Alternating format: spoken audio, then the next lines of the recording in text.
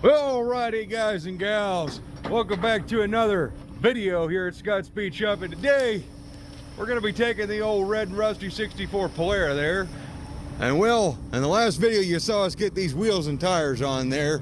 Well, now we're going to have to do a little bit of work to get some ballast in the front end because, well, we just can't live with the way it looks. We need to get the rest of the visual appeal going on before I can get fully motivated. And we got to make sure our stance is going to work with these wheels and tires. So we're going to take an engine we got in the shop that, well, it ain't good for much else other than weight ballast because it needs a little bit of everything to be rebuilt. And we've got a good 400 and a good 440 to pick from now. So we're going to use that 383 we got and we're going to dump it in here. And that way we at least have our weight ballast so we know where the car's going to sit. While I start to work on subframe connectors and everything else, floor pan wise. So, not really saying anything too terribly bad about this 383 that we got from our good friend Mike, but it just needs a little bit too much considering, I mean, we have this really good 400 here that runs perfectly fine and already has a 4-speed attached to it, even though we're taking that 4-speed off and we'll be giving the 64 her original trunnion 4-speed back. So, but we need to get the oil drained out of this thing because that oil pan, as it turns out, is a pretty special oil pan, so that's going to be getting salvaged off of this engine. Probably the valve covers and a couple other parts.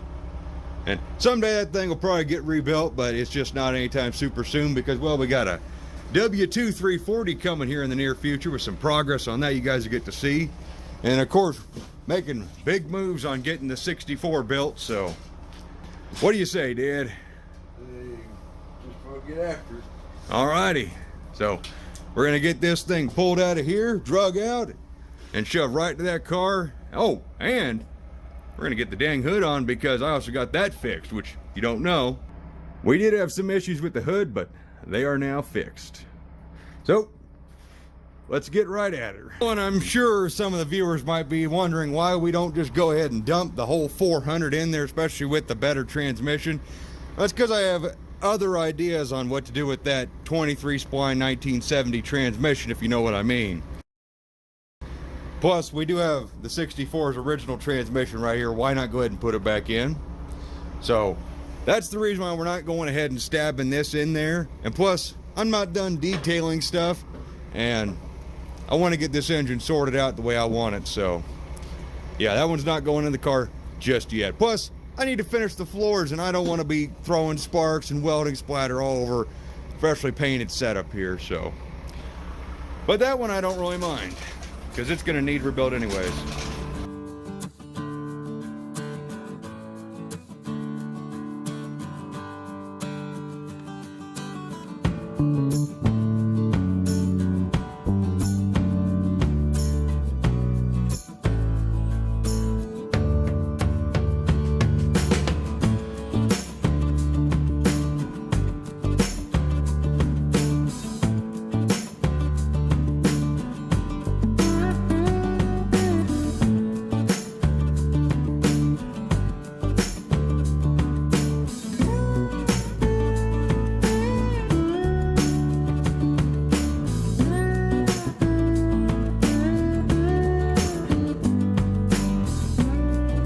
Alright, so I figured the viewers would want to come in for a little bit of a deep dive and see what's going on inside of this 383. So the rod caps have already been numbered and there's some kind of writing on the crankshaft, nothing I can really make out. But yeah, this is a good engine. It just needs everything. It needs to be bored, it needs all the heads redone, and well, it's just more than we need to get into on an engine, really, because, well, even though I would like to have a date code correct 383 in my 64 there, but I just don't want to, you know, get into all the stuff of rebuilding an engine right now, because, well, buying a cam and all that stuff, that's expensive when you can just get a runner right there.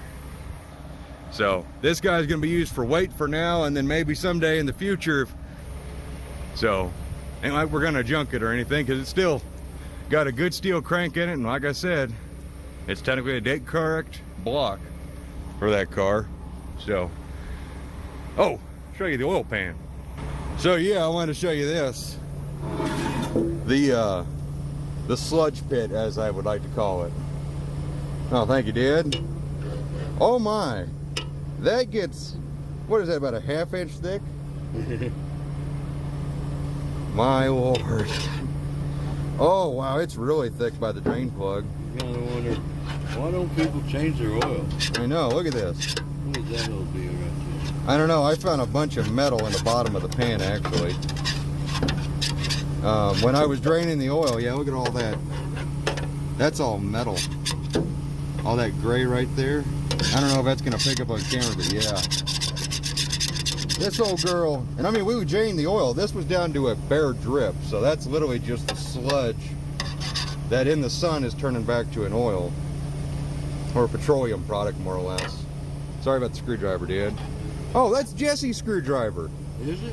Yeah, that's Jesse's screwdriver that Anna stole when we went and bought that other pile of crap. How did it end up in my truck? Did you stole that? I got this out of my truck. It kind of has that same bend to it. Hey, that does have kind of the same bend to it. Because I tried to unbend it. Maybe that's what, that might be what Craftsman puts in it for working around the corner. Oh, it's one of those special screwdrivers for working around a corner. Yeah. Okay. Are you done playing in that yet? I thought there was a piece of metal. Oh. Well, if you find it, we'll show the viewers. But back to that. A quick little update for everybody at home. We went ahead and cleaned out the engine bay and cleaned up the cross member and everything. Got rid of all the grease, degreased it about 3 or 4 different times, and ground off anything that was deemed unnecessary. And so we're gonna go ahead and give this K-member a quick shot of black just on the top side here. Just that way it's coated and protected. We wanted to get rid of all the grease. Plus, the grease here was so thick that when I had stepped in there with my Brunt boots the last time, it left an impression of the Brunt logo right there in the middle of the K-member. We'll throw up a photo right here. Alrighty, so now that all that's done, we'll get this painted and get that shoved in here. Alrighty, so now that everything is painted black, I'm gonna let this dry. This will be satin when it's done, and I know it's not the most perfect job in the world, but you know what? It's better than all that grease. So at least this is done for now. We'll come back and probably do a little better job in the future, but for now, like I said, it's better than what it was. So now, we'll get that in there.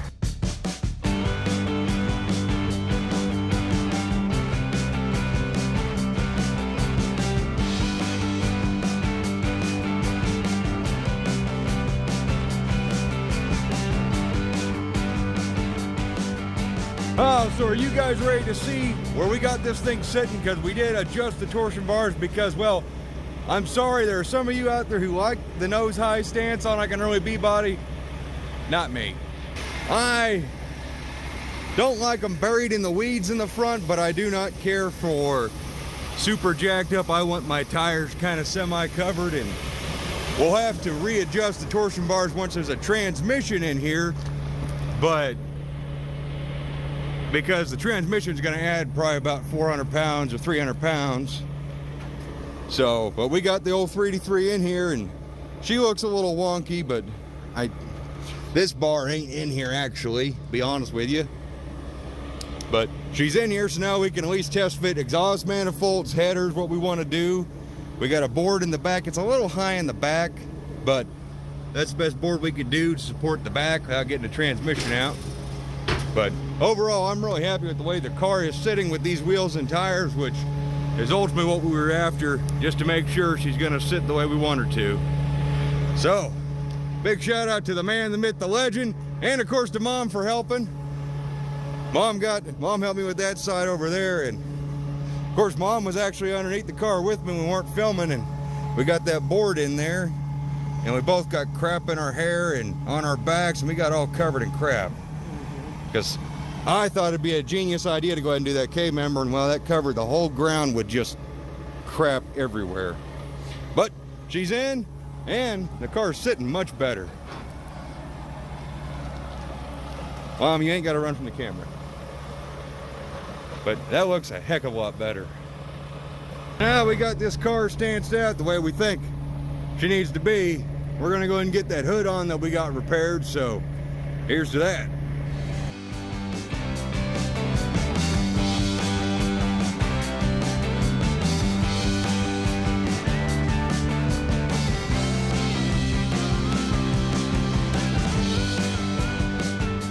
with the beauty of hyperlapse, they didn't even have to watch us mess with that hood 6,000 times trying to get it to fit.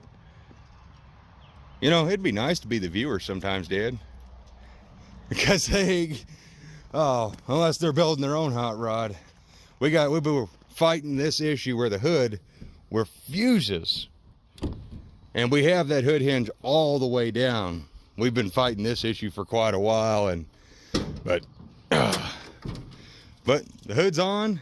We got that stud fixed back there, painted over that rust hole, and found some paint that actually matches really good to the car. Polished out all this, which Dad just covered the shine up. Actually, no, go back there. You can see the shine. It's beautiful reflection on that little triangle. And then over here, we polished up this original paint here, and then this is all new, which you probably wouldn't have known had I said something. But also test fitted manifolds, which viewers probably won't care for that, but got an HP on this side, then got a C-body HP that I was told wouldn't fit, but it fits pretty good. So that'll be the way I go with the old 400, just because that'll be simple. And well, I ain't got to buy any headers, and early B-body headers are kind of expensive. So oh, something fell. I heard it. Oh well, but that is much better. Get an idea of what this thing is going to look like, and those mirrors are definitely extra goofy. But you know what, I kind of dig them. So thank you, Mom, for your help today. The mirrors have to stay. I think they're cool. Well, I'm not getting rid of the mirrors. They match the car perfectly. They're the perfect level of goofy. They're not goofy. Oh no, they're the perfect level of goofy. Safety first.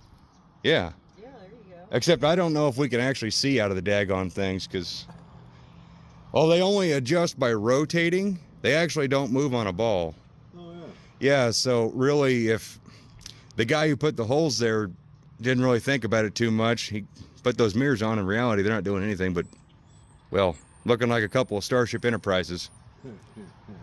But I can live with this look. We're going to be dropping, for all the viewers anyways, we are going to be dropping the ass end down because it's got shackles, air shocks, and shock extenders, and it don't need all that. So the back end will be coming down, which means the front end might come up just a little bit. But I like that look, and pretty happy with all of that. So we want to wish you guys a happy Easter and all that fun jazz. Hope everybody has a good weekend, and we'll catch you next time. As always, look forward to seeing you then. Yeah, what you got to say? Bye-bye. Mom? Bye. And bye-bye.